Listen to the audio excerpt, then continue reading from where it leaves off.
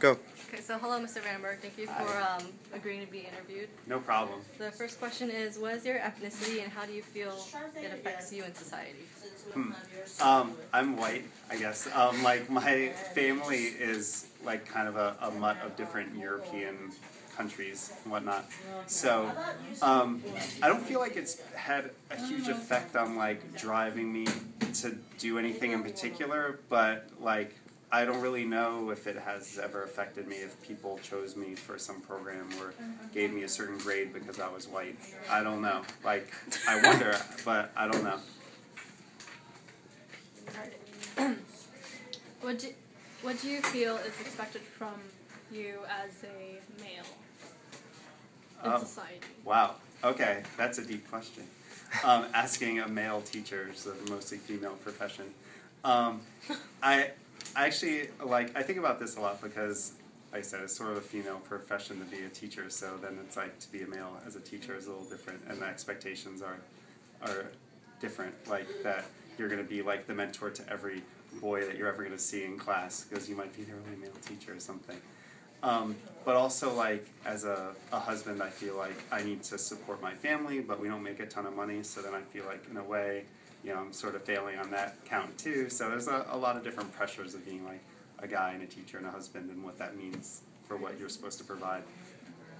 Okay, so what are your responsibilities at your age? Okay. Well, I am married, and I just had my first child actually a month ago. So I feel like there are a lot of responsibilities now to take care of my wife, take care of my child, to save money so we can get a house. I feel responsible to my little sister and like any help she needs. I feel responsible for my dad as he's aging. I feel responsible for all my students and how they're developing and where they're getting in life. And there's a lot of people I feel like I touch. So I hope that they can, like, you know, do the best they can, you know, with my influence. All right. How do you feel about your social class in society? How do I, like, what's my opinion of the class system, or where do I feel like I fit in? Where do you feel like you fit in? Okay, I feel like I'm, like, middle or lower middle class, because, like, I own a condo, so it's, like, not really, like, a house or anything, so I kind of feel like I haven't really made it, but at least I have some place to live, and I have a car, and I can get around and have choices and stuff, so, you know, that's kind of how I fit in. How does society react to your culture? How does society react to my culture? I guess, well, kind of going back to the first question, like, I don't really know all the time, because it's sort of like, I feel like a lot of cultures are, like, based off of what's expected of whites, or, like, as if whites are the standard, and then, like, other cultures kind of fit in, and so then it makes it like, well, what does that even mean that I'm white? I don't feel like I'm the same as every other white person. Like, I didn't grow up learning, like, white people do this, this, this, and this, so it's kind of just like, I don't know, I just do American stuff, and I don't know if that's, like, because I'm white, or it's just because I grew up in America. I don't know. Like, so it's kind of awkward sometimes. How does your culture impact society?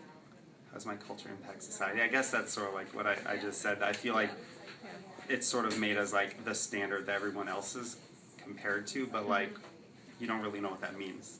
You just know that you're, like, what everyone compares themselves to. And were you born to an American culture or another culture? I was born to an American culture. Like, my grandparents were from other countries. Like, my grandfather was from Italy. My other grandmother was from Ireland. Another grandmother was from Canada. So, you know, like, they were immigrants, but that was kind of a couple generations ago. So I feel like my family is, like, sort of fully American. What other cultures that do you think are interesting? Like, Deep. What do you mean, like, that I want to learn more about, or that I feel like I want to emulate? Like, you think that's cool? Like, I don't know, like, yeah, Asian food, like. Okay, so it's, Eating rice every day. Do you think that's cool? Or something like that. I don't know. Anime, you know. Something different. I from your really love living in this area because it's so diverse. When I grew up in Connecticut, and it's not very diverse, and I could count on, like, one hand, like, the number of, like, black kids or Asian kids that were in my classes. So to live in this area and then like to learn so much about other religions and cultures is awesome. To go to museums and festivals and that is awesome. I love getting food from other cultures. I love Ethiopian food. I love all different types of Asian food except for sushi, because that's just gross. Yeah, so I love that I have that opportunity around here. And so, like, for example, I've been trying to cook more like things like curries and different Asian foods, and trying to learn how to cook South American foods and African foods, because I like cooking, and so I want to like integrate that into like what I make. So maybe my daughter will grow up being like, oh, I ate curry all the time, and she'll be like, you are like, what's going on here? Okay, so have you assimilated into American culture, or have you embraced American culture as well as the countries you are from? Okay, so I feel like I'm sort of like fully American, but it's been more like trying to remember what my family's culture was. Like, so trying to be like, oh, is this because I'm Italian I do this? Like, I'm moving, you can't see this right now, but I'm moving my hands a lot. You know, I've been told like that's kind of an Italian thing to do. So, that was awkward. Okay. So, you know, I move my hands a lot. My mom would do that, and so like, is that because I'm Italian? I don't know, maybe I should keep doing that. Or like remembering certain dishes that we would eat growing up. And so it's more like trying to remember that and like impart that as like, this is part of our family, instead of just being like, blah, American person. Do you feel your friends of a different race are treated differently from you? That is an interesting question too. A lot of my friends from different races are like through church, so I feel like the church does a good job, like not making it like people are treated differently. But I imagine when they like kind of leave and go to their job and are seen on the street by random people, like they probably get a different experience than I do.